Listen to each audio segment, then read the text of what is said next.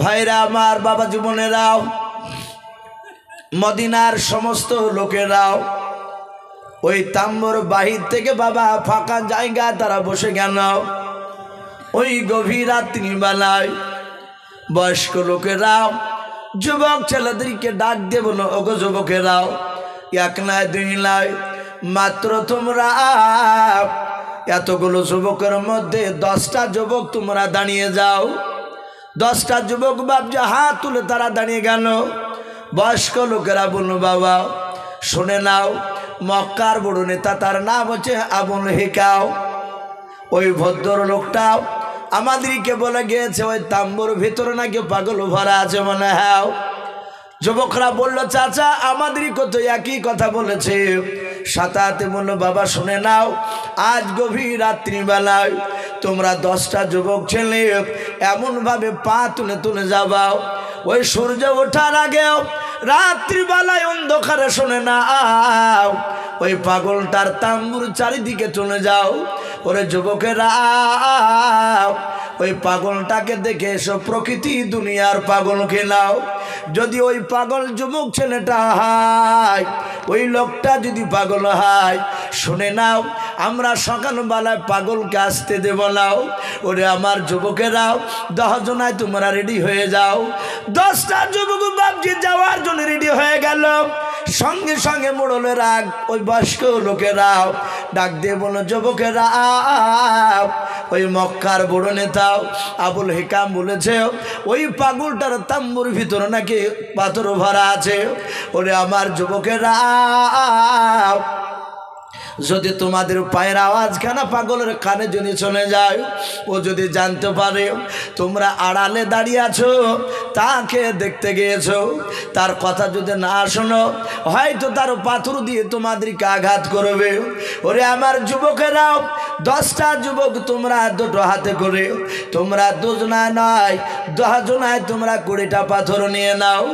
একটা হাতে একটা করে পাথর নাও। 10 দুগুণ 20টা পাথর 2 জনায় না 10টা যুবকে নিয়ে যাও। এই যুবক, যদি তোমাদেরকে জানতে পারে পাথর দিয়ে যদি আঘাত করে রে বাবা, তোমরা পাগলকে 20টা পাথর দিয়ে 10টা যুবকে শুনে নাও। তাকে মারতে মারতে শুধু মক্কা ছাড়া নয়, একেবারে দুনিয়া ছাড়া করে দেবাও। এক কথায় তাকে মেরে ফেলবাও। যুবকেরা বলো, চাচা চিন্তা করবেন নাও। 10টা যুবক বাপজি তারা চলে গেল।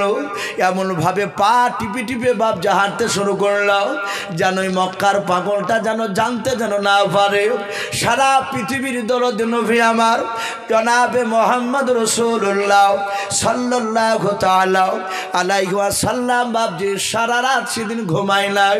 নবী আমার তাম্বুর ভেতরে বাবা তার তিল সহকারে বাবা কোরআন তেলাওয়াত করেছিলেন। আল্লাহর নবী বেশ কিছুক্ষণ ধরে কোরআন তেলাওয়াত করে আল্লাহর দিকে তাকিয়ে ডাক দিয়ে আল্লাহকে বলেন, আল্লাহ আমি মনে হয় তোমার আর দিনকে বেশি দিন টিকে রাখতে পারবো না। যেইভাবে আবু জেহেল উঠে পড়ে আমার বিরোধিতা শুরু করে দিয়েছিল মালিক আল্লাহ রাব্বুল আলামিনের নবী আমার আল্লাহর কাছে বাপজি ডেকে ডেকে আল্লাহকে ডেকে ডেকে কাঁদেন।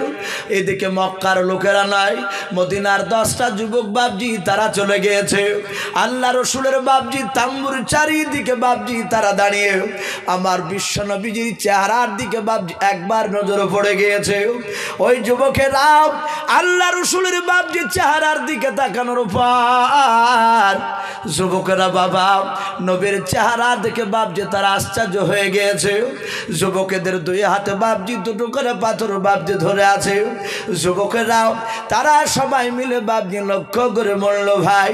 ওরে মদিনার যুবকেরা, আবু জেহেল লোকটা বলেছিল, ওই মক্কার বড় নেতা বলেছিল এই লোকটা নাকি তাম্বুর ভিতরে পাগল ভরা আছে। ওরে আমার বন্ধুরাও একবার তাকি দেখ, এত সুন্দর চেহারা বানো মানুষ পৃথিবীতে আমরা আজকে প্রথম দেখলাম। বলুন সুবহানাল্লাহ। আল্লাহ রসুলের বাপ যে চেহারা দেখে তারা আশ্চর্য হয়ে গিয়েছে। আল্লাহর নবী জনাবে মুহাম্মদ রাসূলুল্লাহ সাল্লাল্লাহু তাআলা আলাইহি ওয়াসাল্লামের অর্ধাঙ্গিনী বিবি হযরত আয়েশা সিদ্দিকা রাদিয়াল্লাহু তাআলা আনহা তিনি বলেন আল্লাহর নবীর এত চেহারা ছিল বাবা, এত চেহারা ছিল। ইউসুফ নবী আলাইহিস সালামের চেহারার ব্যাপারে আমরা অনেকে জানি। ইউসুফ নবীর জীবনীতে পাওয়া যায় ইউসুফ নবীর চেহারা দেখে বাবা মিশরের অনেকগুলো নারীরা তারা আপেল কাটতে কাটতে বাবা তারা আঙুলগুলো কেটে ফেলেছিল, টের পেয়েছিল না।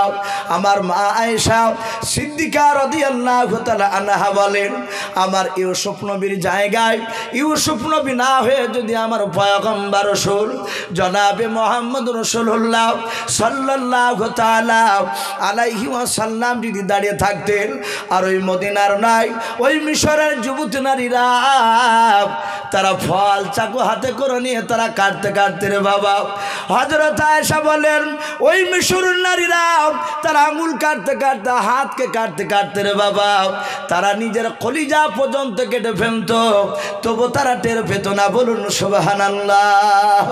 এত সুন্দর চেহারা। আল্লাহ নবী বিবি আয়েশা আরো বলেন আল্লাহর নবীর দাঁতগুলো এত সুন্দর ছিল। আল্লাহর নবী জনাবে মুহাম্মদ রাসূলুল্লাহ সাল্লাল্লাহু তাআলা আলাইহি ওয়াসাল্লামের বিবি আয়েশা বলেন আমার রাত্রিবেলায় যেদিন আমার ঘরে নবীজির থাকার পানি পড়ে গেল আল্লাহর নবী বলেন আয়েশা আমি তোমার ঘরে এসেছি। আয়েশা বলেন হুজুর বিছানা সুন্দর করে করা আছে। আল্লাহর নবী বলেন আয়েশা আমার এই পাঞ্জাবির পকেটটা ছিঁড়ে গেছে, একটু সেলাই করে দাও।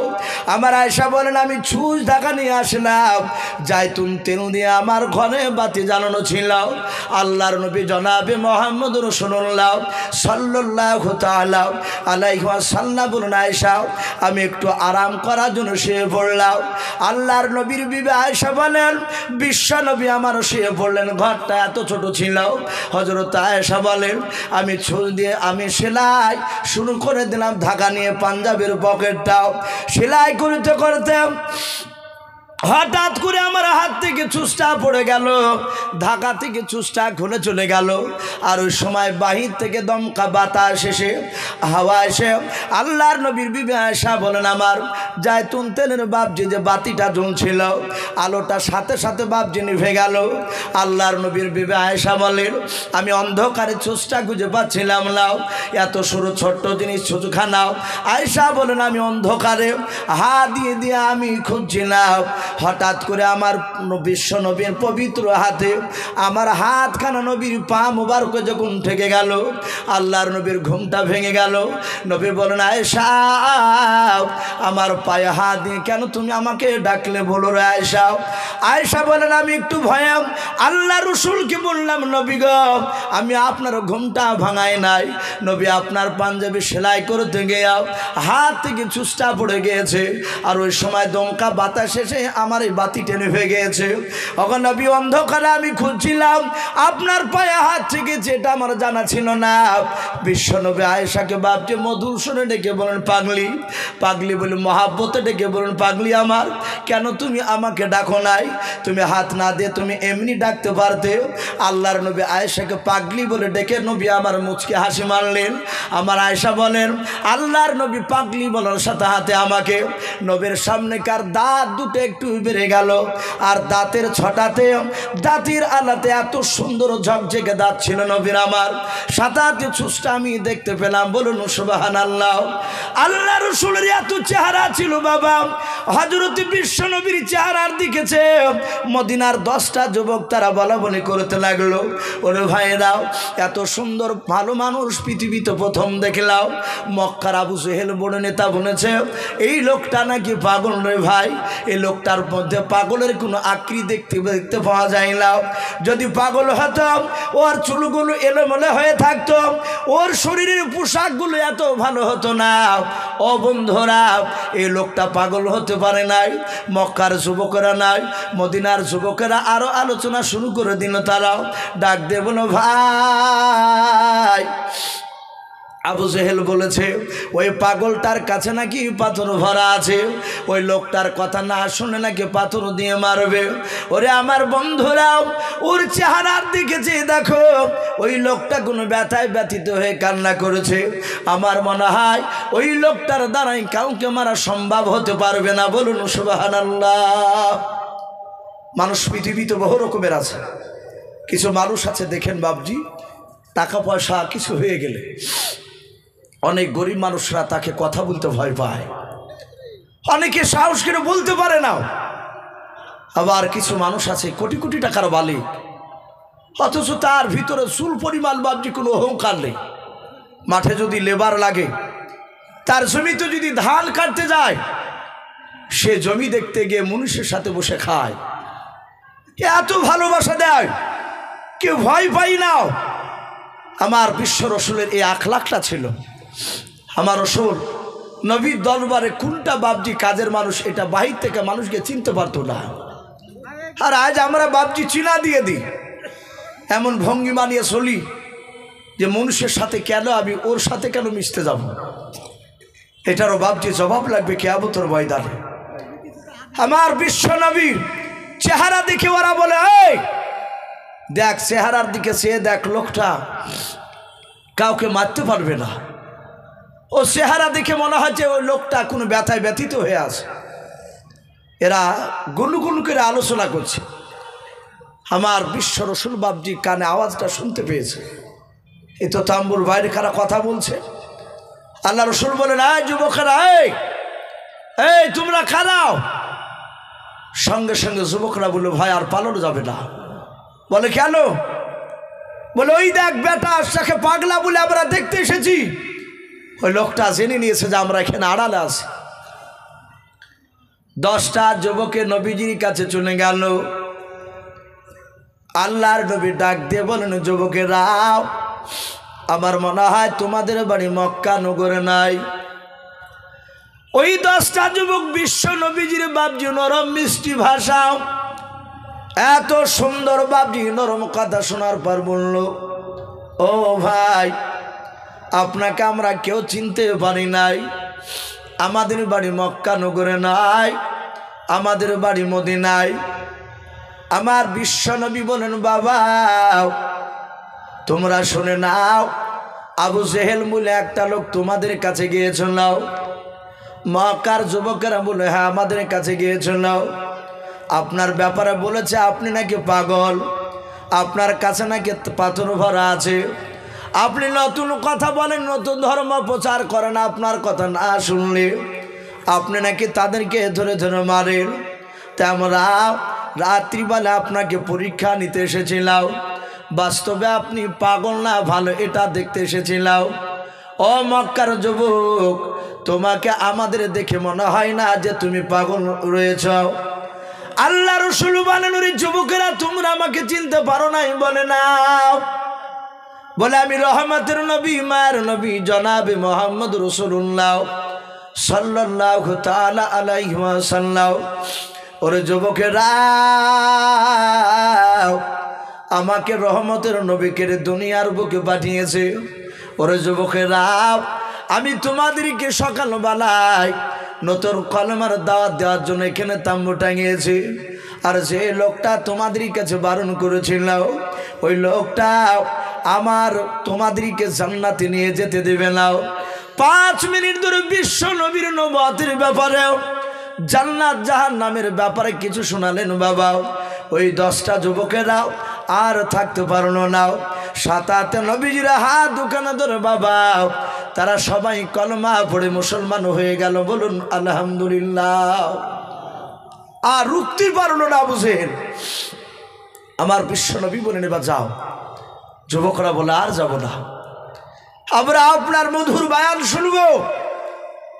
হে রাসূল, আপনি বলুন, আমরা পরে যাচ্ছি, এখন আপনার কথাগুলো শুনবো।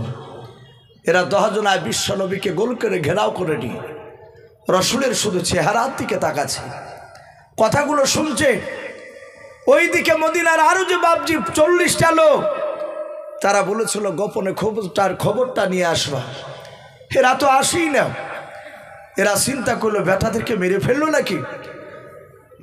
এরা ঘন্টা তিনেকের পর এরাও সবাই চলে গেল। এরা যাওয়ার পরে পেছন দিক থেকে দেখছে ওই তো সে যুবকেরা, ওরা তো দাঁড়িয়ে আছে ওখানে। পেছন দিক থেকে যে বলছে এই যুবকেরা, এখানে কি দেখছিস? এরা কেউ পেছন দিকে ঘুরে তাকায় না। এরা যাহাতে বাপজি 40 জনা এদের 10 জনাকে ভাবে ফাড়ি দিয়ে ঠেলা মেরে বাপজি যাহাতে নজর করেছে, ওদেরও চেহারাটা বিশ্ব রসুলের চেহারার দিকে পড়ে গিয়েছে। এরাও কিছুক্ষণ ধরে নবীর কথা শোনার পরে এরাও 40 জনা কলেমা পড়ে মুসলমান হয়ে গেল। বলুন আলহামদুলিল্লাহ। আবু জেহেল চেষ্টা করেছিল যে মদিনার 50টা লোক একটা লোকও যেন বেটার কাছে না যায়, কিন্তু পারলো ভাই ঠাকাতে কথা বলে। গোটা 50টা লোকই বাপজি ঈমান নিয়ে চলে আসলো। এরাও মক্কা থেকে যখন বাপজি তারা আপন আপন দেশে চলে গেল, এইভাবে কেতাবে লিখেছে নবীজি চরিত্র কথা গোটা আরবে বিভিন্ন শহরে বাপজি বাজারে ছড়ে গিয়েছিল। তারা আসতো, নবীর গুণাবলী নিজে চোখে দেখতো, কেউ শুনতো, বলতো যে এইরকম লোকটার মতো লোক আর পৃথিবীতে কোথাও নেই। তারা ছুটে গিয়ে বাপজি সেখানে দেশে গিয়ে আলোচনা করত। সম্মানিত ভাই আমার বাবা জীবনেরাও, সেই আবু জেহেল রাত্রিবেলা বলল, ভাই আমি মদিনার একটা লক্ষ্য ঠেকাতে পারিনি, তারা সবাই বেটার দিকে হয়ে গিয়েছে। বলো বেটাকে দুনিয়ার বুক থেকে নাস্তাবুদ করা কোনো রাস্তা আছে কিনা? তাকে একটু অপমান আমরা করতে পারলাম না, ওকে অপমান করতে গিয়ে আমরাই অপমান হয়ে গিয়েছি। আপনারা সকলেই জানেন আমার বিশ্ব রসুল মেরাজ থেকে ফিরে আসার পরে আবু জেহেলরা অনেক চেষ্টা করেছিল সাহাবাদের ইমানকে বাপজি নষ্ট করার, নবীর কাছ থেকে মুখটা ফিরিয়ে নিয়ে আসা, তারা পারেনি। আমার রহমতের নবীর সাহাবারা তারা এমনভাবে নবীর উপর ইমান এনেছিলেন, তারা রসুলকে বিশ্বাস করেছিলেন, তাদের ইমান বাপজি নড়াতে পারেনি। আমার রসুল যখন মেরাজ থেকে ফিরে এসে সকালবেলায় মসজিদে পুরো মেরাজের বর্ণনা বাপজি করলে, কেতাবে লিখেছে বেঈমান আবু জেহেল, উতবা, সাইবারা ওরা সবাই মসজিদের বাপজি আপনার দরজার কাছ থেকে দাঁড়িয়ে দিয়ে রসুলের কথাগুলো শুনছিল। আমার নবী তাকে দেখলেন, এরা সবাই শুনছে। আবু জেহেল দেখলো এদেরকে তো পারা যাবে না, এখানে যারা নবীজির কথা শুনেছে তারা সবাই নবীরই লোক। ওরা মুখ ভরে দিয়ে দেখলো যে মসজিদে ভিতরে ফজরের নামাজ, মুহাম্মদ সাল্লাল্লাহু আলাইহি ওয়াসাল্লামের কাছের লোক কে আসেনি নামাজ পড়তে। ওরা তাকিয়ে দেখলো আবু বকর নেই। এরা আর দেরি করলো না, সোজা দৌড়ে গেল আবু বকরের বাড়ি। আবু বকর বলছেন, ভাই আবু জেহেল কি ব্যাপার, তোমরা তো আমার বাড়িতে আসার কথা নয়, তোমরা কেন এসেছো বলো? আমার বিশ্ব নবীজির বাপজি বন্ধু আবু বকর জিজ্ঞাসা করলেন। এরা আবু জেহেলরা বলল, ভাই এতদিন যা মিথ্যা বলেছি, আজ তোমার কাছে মিথ্যা কথা বলতে আসেনি, তোমাদের মুহাম্মদ সাল্লাল্লাহু আলাইহি ওয়াসাল্লাম পাগলা হয়ে গেছে। বলো পাগলা মানে? বলে আজ তো সকালবেলা যাওনি। বলে আমার অসুবিধার কারণে আমি যেতে পারিনি। আমার রসুল কেমন পাগলা হয়েছে বলো? ডাক দিয়ে বলছে, ভাই আবু বকর আগে বলো মসজিদে হারাম থেকে বাইতুল মুকাদ্দাসের রাস্তা কতটা দূরত্ব? এক রাতে কি একটা মানুষের যাওয়া সম্ভব? আবু জেহেল বলল, কথা বুঝতে পারলাম না, একটু পরিষ্কার করে বলো। ডাক দিয়ে বলল, তোমার নেতা মুহাম্মদ সাল্লাল্লাহু আলাইহি ওয়াসাল্লাম বাইতুল মুকাদ্দাসে গিয়েছিল আজকে রাত্রিবেলা, গত রাত্রিতে। মসজিদে হারাম থেকে বাইতুল মুকাদ্দাস যদি উঠে চেপে যায় প্রায় 7 দিন 7 রাত লাগবে। বলুন আলহামদুলিল্লাহ। এতটা রাস্তা, আর অতটা রাস্তা তোমার নবী এক রাত্রি চলে গেল। মেরাজে পুরা ঘটনা বাপজি রসুল যেভাবে বলেছিলেন ওইভাবে বাপজি ওরা শোনাতে লাগলো আবু জেহেলরা। আবু বকরকে বলছে, ভাই এত বড় মিথ্যা কথা কি মানা যায়? একটু বললো, চিন্তা করে বলো। আবু বকর বললেন, ভাই এ কথা তোমরা বাইনে বলো না তো মিথ্যা করে? আবু জেহেল বলল, না আজকের কথাটা সত্য বলছি। আমার আবু বকর বললেন, ভাই যেই কথাগুলো তোমরা জবান দিয়ে বের করলে, এই কথাগুলো যদি হুবহু রাসূলুল্লাহর জবান দিয়ে বেরে যায়, আমি আবু বকর ওই কথার উপর ঈমান আনলাম। বলুন সুবহানাল্লাহ। সাথে সাথে বিশ্বাস করে নিলে।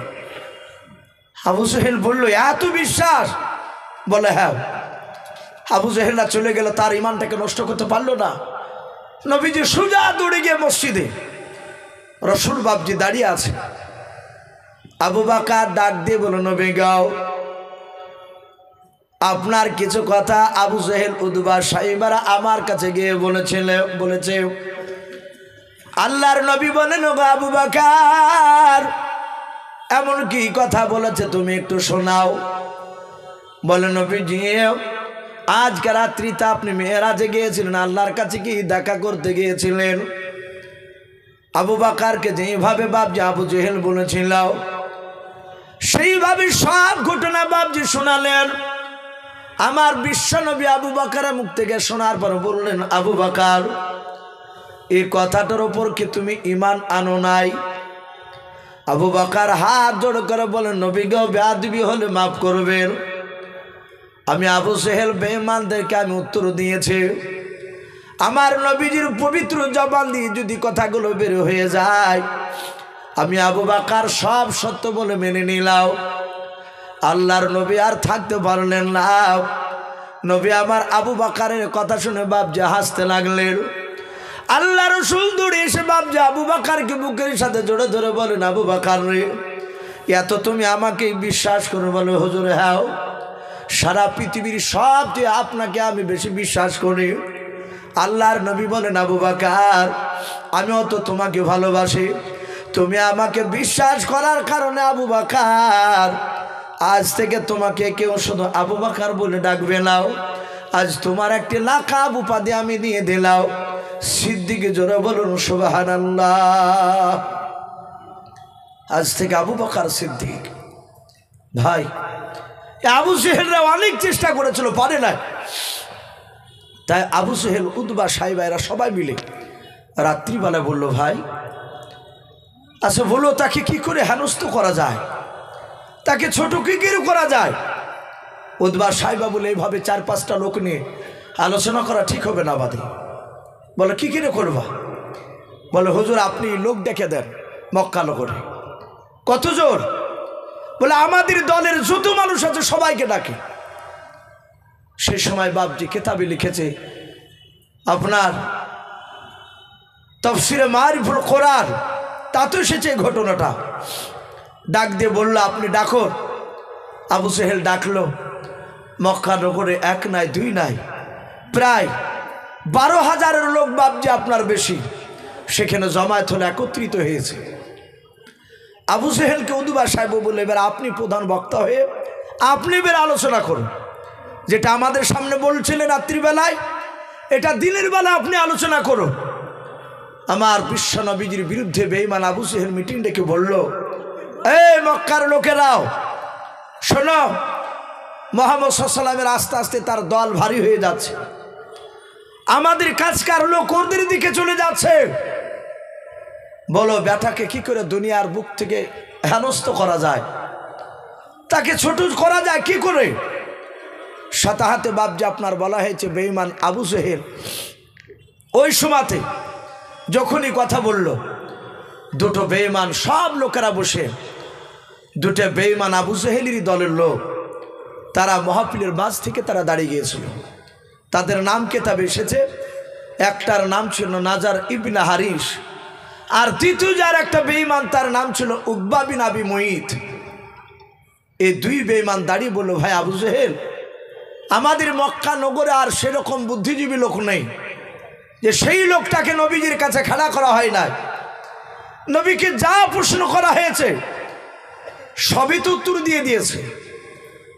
এরকমও বাপজি তারা প্রশ্ন করেছিল, হে মুহাম্মদ সাল্লাল্লাহু আলাইহি ওয়াসাল্লাম, তুমি যদি নবী হও তাহলে চাঁদকে 2 টুকরা করতে পারবা? ওরা জমিনে যখন অবমান করতে পারলো না, জমিনে জিনিয়ে দিয়ে এবার আসমানের দিকে তাকে বলল। আমার বিশ্ব রাসূল সেটা আঙুলের ইশারা করে চাঁদকে দ্বিখণ্ডিত করে দেখে দিয়েছিলেন। বলুন আলহামদুলিল্লাহ। এটাও জানাতে হয়ে গিয়েছিল। তাই বলল ব্যাটাকে পারা যায় না।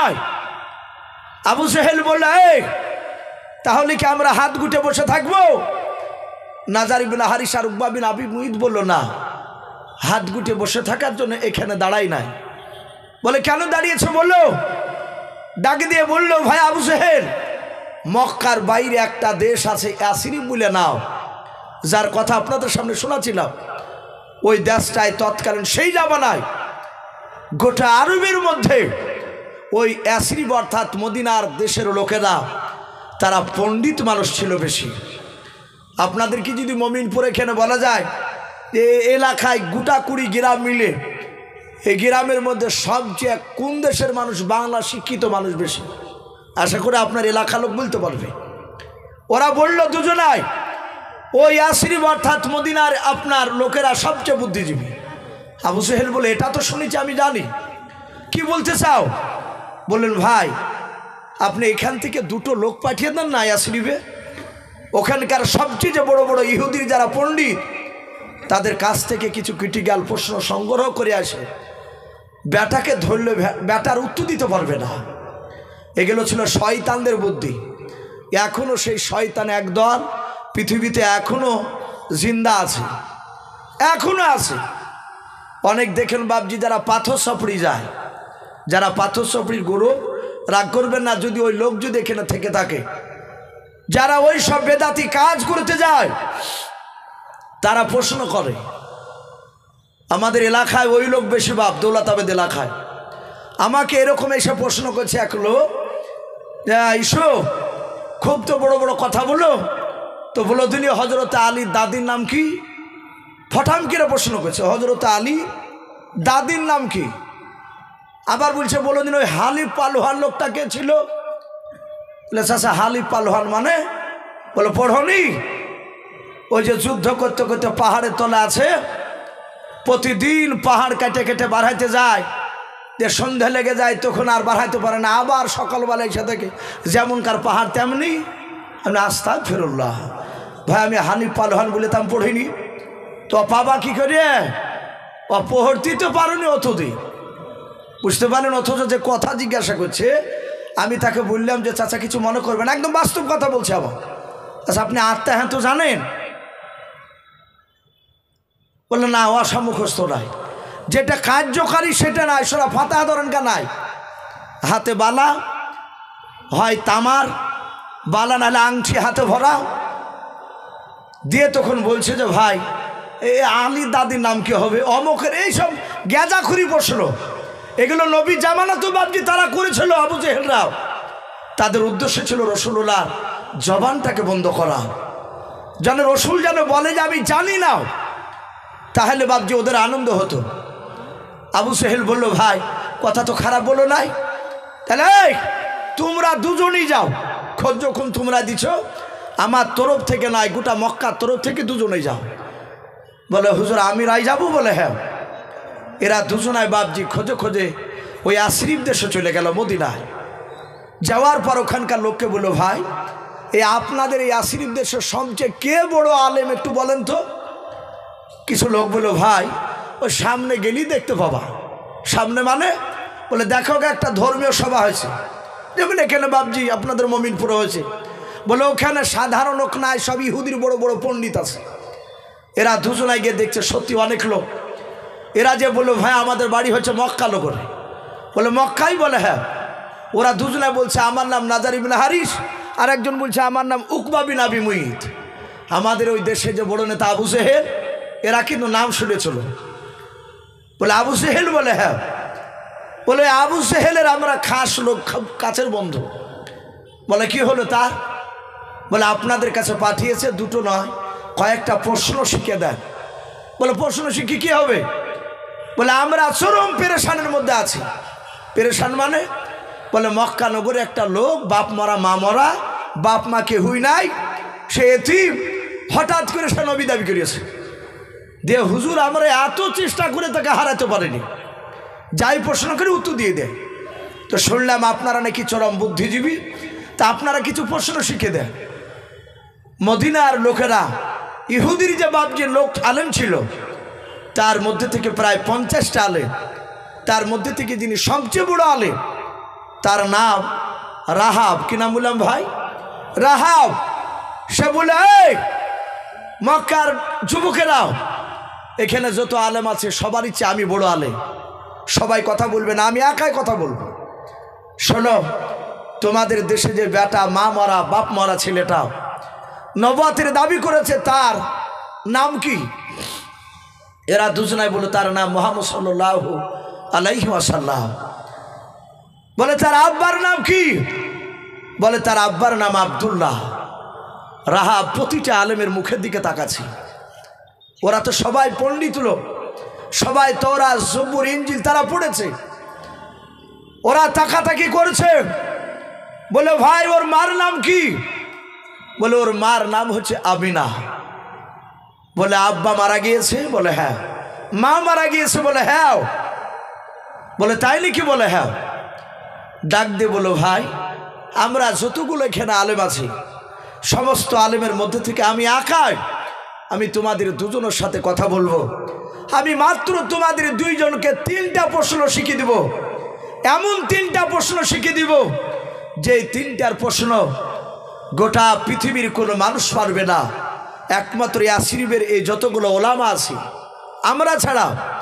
আর পৃথিবীর মধ্যে আরেকজন ব্যক্তি, তিনি হচ্ছেন আখিরি জামানার পয়গম্বর জনাবে মুহাম্মদ রাসূলুল্লাহ সাল্লাল্লাহু আলাইহি ওয়াসাল্লাম। এই নবী আর আমরা ছাড়া কেউ পারবে না। নাজার বিন হারিস বলল, ভাই ওই রকমই তো খাতারনাক প্রশ্ন জানা দরকার, একটু তাড়াতাড়ি বলিয়ে দেন। বলে ভাই নবীকে গিয়ে প্রথম নাম্বার প্রশ্ন করবা, ইয়াসআলুনাকা আনির রূহ, রূহ কাকে বলা হয়, এই প্রথম প্রশ্ন তাকে করবা। দ্বিতীয় নাম্বার প্রশ্ন করবা আসহাবে কাহাফের বিস্তারিত ঘটনা তার কাছে জানতে চাইবা। সত্যিকারী নবী হলে পারবে, ভণ্ডা হলে পারবে না। 3 নাম্বার প্রশ্ন করবা এমন একজন ব্যক্তিকে দুনিয়ার অপর মাওলা শক্তি দিয়েছিলেন, তুলুউ শামস আর গুরুবুর শামস, যেখান থেকে সূর্য উদিত হয় আর যেই জায়গায় গিয়ে সূর্য অস্তমিত হয়ে যায়, ডুবে যায়, সেই জায়গাতে পর্যন্ত চলে গিয়েছিল, সেই লোকটার নাম কি জিজ্ঞাসা করবা। বেটা সত্যি নবী হলে পারবে, ভণ্ডা হলে পারবে না। এরা 3 জনা বলল, বাহ এ তো দারুণ প্রশ্ন শিখিয়ে দিয়েছে, এতে জীবনে শুনি না, এ তো আজীব প্রশ্ন। এরা দুজনে বলল, ভাই প্রশ্ন শিখিয়ে দিলেন, একটু চট করে একটু মানেটা বলিয়ে দেন। রাহাব বলল, ভাই এটা আমাদের আলেমদের একটা প্রথা রয়েছে এখানে। বলে কি প্রথা? বলে মদিনার তরফ থেকে প্রশ্ন শিখিয়ে দেওয়া হয়, কিন্তু সেই প্রশ্নের উত্তরগুলো কাউকে বাহিরকার লোককে বলে দেওয়া হয় নাই। বলুন আলহামদুলিল্লাহ। এরা দুজনায় চিন্তা করছে, আবু জেহেল যা চালাক তার সে এরা 7 গুণ চালাক বেটারা। বললো ভাই যদি উত্তর না বলে দেন তাহলে বেটা তো সব প্রশ্নেরই তো উত্তর দেয়, তাহলে এটারই যে পারবে না তার কোনো মানে নাই। আর সে যদি মিথ্যে করে বলে তো জানবে কি করে? তো বললো ভাই কিছু করার নেই। বললো ভাই তাহলে চলে। রাহাব বলে একটা শর্তের উপর আমরা যেতে রাজি আছি। বলে কি? সবাই নয়, এতগুলো আলেমের মধ্যে মাত্র 14 থেকে 15টা আলেম তোমার সাথে আমরা যাব। প্রশ্ন করবা তোমরা, উত্তরটা বাছাই করবো আমরাও। সেই নবী মুহাম্মদ সাল্লাল্লাহু আলাইহি ওয়াসাল্লাম যদি উত্তরটা সঠিক দিয়ে দেয় তাহলে আমরা যতগুলো ইহুদির আলেম যাব সবাই মুহাম্মদ সাল্লাল্লাহু আলাইহি ওয়াসাল্লামের হাতে হাত দিয়ে কলেমা পড়ে মুসলমান হয়ে যাব। বলুন সুবহানাল্লাহ। এরা বলছে ভাই হাত ধরছি, যাও লাগবে না, যদি মুসলমান হয়ে যান আর যে পারবে না তার কোনো গ্যারান্টিও নাই। যদি বলে দেয় আর আপনারা মুসলমান হবেন তাহলে তো আমাদের লোকা থাকবে না। বলে ভাই তাহলে কিছু করার নেই, তাহলে তোমরা যাও। এরা চরম বিপদে পড়ে গেছে, প্রশ্ন শুনেছে খাতারনাক, উত্তর জানে না, বেকায়দায় পড়ে গেছে। লাস্টে এরা আলোচনা করে বললো ভাই এত বড় কঠিন প্রশ্ন মুহাম্মদ সাল্লাল্লাহু আলাইহি ওয়াসাল্লাম আর মনে হয় পারবে না, চল নিয়ে চল, যা হবে হবে। বলে হুজুর চলুন, অসুবিধা নাই। বলে রাজি আছো শর্তের উপরে? বলে হ্যাঁ। 14 থেকে 15টা ইহুদের আলেম বাবজি চলে আসলাম। আবু জেহেলকে ডেকে বলো ভাই শুনে নাও, এই মক্কার বড় বড় নয়, ইহুদির বড় বড় আলেম এসেছে আমাদের সাথে। কিন্তু ভাই সাবধান। বলে কি সাবধান? বলে তুমি যা চালাক তার চেয়ে 7 গুণ চালাকেরাও। এরা 3 জনা না 14 থেকে 15 জনাই আমাদের সাথে এসে যে প্রশ্ন করবে আমরাও, উত্তর বাছাই করবে ওরাও। যদি নবী সাল্লাল্লাহু আলাইহি ওয়াসাল্লাম উত্তর দিয়ে দেয় তাহলে এরা সবাই মিলে মুসলমান হয়ে যাবে। ওরে ভাই চিন্তা ভাবনা করে প্রশ্ন করবাও। আবু জেহেল বলল চিন্তা করিস না ভাই, আমি এমন ভাবে প্রশ্ন করব বেটার ভয়ে উত্তর দিতে পারবে না। আবু জেহেল বেঈমান বিশ্ব নবীকে বাপ যে ডেকে পাঠানো, আল্লাহর নবী জনাবে মোহাম্মদ রাসূলুল্লাহ সাল্লাল্লাহু তাআলা আলাইহি ওয়াসাল্লাম নবী আমার চলে আসলেন। বলেন চাচাও আমাকে কেন ডাকলেন? বলে ভাতিজাও এসব লোককে চিনতে পারছো? বলে নাও। নবী বলেন মনে হয় এদের বাড়ি মক্কা নগরে নয়। আবু জেহেল বলল বেটা তুমি ঠিকই ধরেছে, এদের বাড়ি মক্কাতে নয়। বলে কোথায়? বলে এদের বাড়ি হচ্ছে ইয়াসরিব, ওই মদিনাতে। বলে তাই নাকি? বলে হ্যাঁ। বলে কেন এসেছে এখানে? বলো। ডাক দে আবু জেহেল বলল এরা বড় বড় ইহুদির বড় বড় পণ্ডিত। এই ভাতিজা তোমাকে বেশি নাই, মাত্র 3টা প্রশ্ন করব, তুমি যদি উত্তর দিতে পারো তাহলে জানবো তুমি সত্যিকারের নবী বেটাও। শুনে নাও, উত্তরগুলো যদি একটু করবে করে যদি হয়ে যায় তাহলে তোমার কণ্ঠনালীকে ধরে কণ্ঠনালী ছেড়ে ফেলব। ওরে ভাতিজা তোমার প্রশ্নের উত্তরগুলো এরা যাচাই করবে। আল্লাহর নবী বলে চাচা অসুবিধা নাই বলো। ডাক দে বলো ভাতিজা প্রথম নাম্বার বলো ইয়াসআলুনাকা রূহ কাকে বলা হয়? আনি রূহ বলে প্রশ্ন করা হলো। আল্লাহর নবী বলেন চাচা দ্বিতীয় নাম্বার প্রশ্নটা আপনি বলুন। বলে ভাতিজা 2 নাম্বার প্রশ্ন শুনে নাও, তুমি বলো আসহাবে কাহাফ কাদের বিস্তারিত ঘটনা শোনাও। আল্লাহর নবী বলে চাচা 2 নাম্বার হলো, 3 নাম্বার বলুন। বলে ভাতিজা পৃথিবীর মধ্যে এমন একটা ব্যক্তিকে শুনে নাও আল্লাহ শক্তি নিয়েছিলেন, সেই ব্যক্তি উত্তর থেকে দক্ষিণ, দক্ষিণ থেকে উত্তর শুনে নাও, পূর্ব থেকে পশ্চিম, পশ্চিম থেকে পূর্ব, সারা পৃথিবী ভ্রমণ করেছেন। রে ভাই তাড়াতাড়ি এরা উত্তরখানা বাছাই করবে। ভাতিজা তুমি তাড়াতাড়ি 3 নাম্বার প্রশ্নের ওই লোকটার নাম কি বলা? বিশ্ব রাসূল বলেন চাচা আমি আজকে বলতে পারবো না, আগামীকাল বৈকাল বেলা আসবে, আমি আগামীকাল এই 3টা প্রশ্নের উত্তর দিয়ে দেব। বলুন সুবহানাল্লাহ। নবীজি এতটুকু কথা বললে আবু জেহেলের লোকেরা, ইহুদির আলেমরাও তারা বলল ভাই আর একে ডিস্টার্ব করা হবে না, বিরক্ত করা হবে না, এই সময় নিয়েছে চলো আমরা চলে যাই, আগামীকাল নির্ধারিত সময় মোতাবেক এসে তাকে প্রশ্ন করা হবে। আমার বিশ্ব রাসূল জানতে আমি বিপদে পড়লি আল্লাহ তরফ থেকে সম্রাট জিবরিলকে পাঠাতে।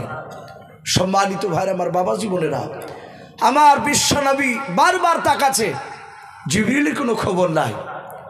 সকালবেলায় বাপজি তারা এসেছিল আবু জেহেলের লোক নিয়ে, আমার রসুলকে প্রশ্ন করল। আবু জেহেল বেঈমান। নবী আমার এক এক করে 3টা প্রশ্নের একটার উত্তর দিতে পারলেন না। কেন? তাফসীরে এসেছে বাপজি রাসূল সাল্লাল্লাহু আলাইহি ওয়াসাল্লাম ইনশাআল্লাহ এই শব্দটা বাপজি তিনি বলেছিলেন না, উনি বলেছিলেন না। এই না বলার কারণে আল্লাহ রাব্বুল আলামিন সম্রাট জিবরিলকে তার কাছে 15 দিন বন্ধ করে রেখেছিলেন। বলুন আলহামদুলিল্লাহ। ভাই অনেকের আকীদা তারা বলে যে নবী গায়েবের খবর জানে না, নবীরা গায়েবের খবর জানে না। আল্লাহ রাব্বুল আলামিন যতটা নবীকে জানায় ফেরেশতা জিবরিলের মাধ্যমে, ততটাই তার বাইরে বাপজি অদৃশ্যের খবর নবীরা দিতে পারে না, কোন রসুলও দিতে পারে না। সম্মানিত ভাইরা আমার বাবা জীবনেরা, আমার বিশ্ব নবী দরুদ নবী আমার রহমতের নবী আমার 15 দিন পর সেই সম্রাট জিবরিল আবার আল্লাহর হুকুম আসলে রসুলকে বলুন হুজুর আজ আল্লাহ আপনার কাছে পাঠিয়েছে ওই 3টা প্রশ্নের উত্তরটা জানিয়ে আপনাকে জানানোর জন্য বলেছে। নবী বলেন আজ কেন আসলে, এর আগে কেন আসো নাই? আবু জেহেল বেঈমান অনেক আনন্দ করেছিল যে বেটা আজ ঠেলায় পড়েছে, আজ বেটা উত্তর দিতে পারেনি, কিন্তু নবীজি সেদিন রাগ করেনি। জিবরিল বলেন, হুজুর সেদিন আপনি ইনশাআল্লাহ বলেননি, বলেছিলেন আগামীকালকে এসে উত্তর দিয়ে দিব। তা আজ আপনাকে 3টা প্রশ্নের উত্তর শিখিয়ে দেওয়ার জন্য পাঠিয়েছে আমাকে। নবী শুনলে আবার গিয়ে বাপজি আবু সেহেলকে ডাক দিলে। আবু সেহেল বলল, ভাতিজা ওই মদিনার লোকেরা পালাইনি আছে, দেখি তুমি উত্তর দিতে পারো কিনা। বিশ্বনবী আমার এক এক করে 3টা প্রশ্নের বাপজি উত্তর দিয়ে দিয়েছিলেন। বেঈমান আবু সেহেলের সামনে ইহুদির বাপজি আপনার আলেমগুলো তারা সকলে সত্য নবী বলে মেনে নিয়েছিল। বলুন আলহামদুলিল্লাহ। আবু সেহেল মানে না, আবু সেহেল সেদিন নবীর ওপর ঈমান আনেনি। নবীজি বলেছিলেন, চাচা আপনি মূর্খের বাপ, আপনাকে আজ থেকে মানুষ আবুল হিকাম বলে কেউ ডাকবে না। আর নবীজিতে জবান দিয়ে বের করেছে, পৃথিবীর মানুষ নাই সেই নামটাকে কেটে দিয়ে আগেকার নামটা বলা। আমরা সকলেই জানি, দেখবেন ওলামারা হাদিস পড়লি মসজিদে জুম্মায় হোক, মিলাদে হোক, জালসায় হোক, যে কোনো জায়গায় হাদিস পড়লি ওয়ান আবি হুরায়রা, তা বলে না ক্বালা নবী সাল্লাল্লাহু তাআলা আলাইহি ওয়াসাল্লাম। এই যে আবু হুরায়রা, এর নামটা কিন্তু আবু হুরায়রা নয়, এর আসল নাম ছিল আব্দুর রহমান বিন আউফ। আব্দুর রহমান বিন আউফ, আউফের বেটা আব্দুর রহমান। কিন্তু আমার বিশ্ব রসুল তাকে দেখতেন বিড়ালির বাচ্চাকে ভালোবাসত। এই ভালোবাসার কারণে নবীজি বলেছিলেন, এই আবু হুরায়রাও, এই বিড়ালের বাপ। আজ পৃথিবীর মুহাদ্দিসিনে কেরাম দেখেন একই কথা বলে, ওয়ান আবি হুরায়রাতা। তার আব্দুর রহমান বিন আউফিন এই কথাটা বাপজি কেউ বলতে চায় না, কারণ বিশ্ব রসুল্লাহ তার নাম দিয়েছে আবু হুরায়রা। তা আমি প্রতিটা বাপজি ভাইদেরকে বলবো, ভাই রসুলের কথা সেই জামানা যারা মেনেছিল তারা ইমানদার, তারা আল্লাহওয়ালাও, তারা সাহাবা সাহাবিয়াও। এখনো বাপজি যারা নবীর কথাকে মানবে নাও, সেই জামানায় যেমন বেঈমান ছিল এখনো বেঈমান। আমি প্রতিটা বাপজি ভাইদেরকে অনুরোধ করব, ভাই আমরা সকলেই রসুলের সুন্নাতকে বাপজি জিন্দা করার চেষ্টা করব। বলুন ইনশাআল্লাহ। আমরা জানি কিন্তু আমরা মানি না। আমরা জানি যে গোল জামা নয়, শুধু গোলগুলো নয়, বড় পাঞ্জাবি বড় জামা এটা পরা রসুলের সুন্নাত। আমি একটা কথা বলি ভাই, আমরা অনেক মানুষ এমনি প্যান্ট শার্ট পরে নামাজ পড়ে, অনেকেই ছোট্ট জামা, কেউ গেঞ্জি গায়ে দিয়ে নামাজ পড়ে। আমি আপনাদেরকে বলবো, আমি বলবো না এটা যে নামাজে একবারই হবে না, তা বলবো না, কিন্তু বড় জামা বাদ দিয়ে এমনি ছোট জামা গায়ে দিয়ে মসজিদে নামাজ পড়তে গেলে সামনে যদি কোনো প্যান্ট পরা লোক যদি থাকে, ছোট জামা গায়ে দিয়ে গেঞ্জি পরে সে নামাজ পড়তে দাঁড়িয়েছে, বড় জামা নয়, তাহলে দেখবেন পেছনে যারা পেছনে নামাজ পড়ে তাদের নামাজের একটু অসুবিধা হয়ে যায়। সামনে যে নামাজ পড়ে তার ইজ্জতের বাপ যে হানি হয় সেই বুঝতে পারে না, কিন্তু পেছনে যারা থাকে তারা বুঝতে পারে। আমরা জানি এসব নামাজগুলো পড়ে, এসব পোশাক পরে নামাজ পড়া ঠিক নয়, কিন্তু তবু বাপজি আমরা আমল করতে চাই না। আমি প্রতিটা বাপজি ভাইকে বলবো, ভাই রসুলুল্লাহর যে পোশাক, সে পোশাকগুলো বাপজি সেই দিকে একটু লক্ষ্য রাখবো। নবী যেভাবে চলেছে, নবী যেভাবে খেয়েছে, নবী যেভাবে প্রতিবেশীর সাথে কথা বলেছে, আমরা প্রতিটা রসুলের সুন্নাতের দিকে লক্ষ্য রাখবো। বলুন ইনশাআল্লাহ, বলুন ইনশাআল্লাহ। আল্লাহ যেন আমাদের সকলকে যেন কোরআন এবং সুন্নাত মাফিক আমল করা তৌফিক দান করুন। বলুন আল্লাহুম্মা আমিন, আল্লাহুম্মা আমিন। ভাই বলে আমার বক্তব্য শেষ করলাম। ওয়া আখিরি দাওয়ানা আনিল হামদুলিল্লাহি রাব্বিল আলামিন। আসসালামু আলাইকুম ওয়া রাহমাতুল্লাহি ওয়া বারাকাতুহু। আসসালামু আলাইকুম।